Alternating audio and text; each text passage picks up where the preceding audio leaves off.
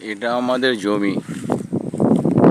এই পুঁশা গাছ আছে, বরবটি গাছ আছে, ঢ্যাঁড়স গাছ আছে, বেগুন গাছ আছে, লঙ্কা গাছ আছে, কুমড়ো গাছ আছে, মুকুড়াই গাছ আছে। এগুলো আমরা চাষ করেছি।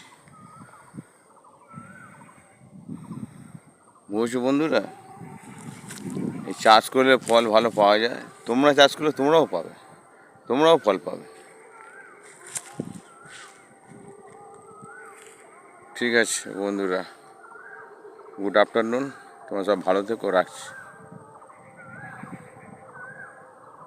তো আজকের পয়লা বৈশাখ।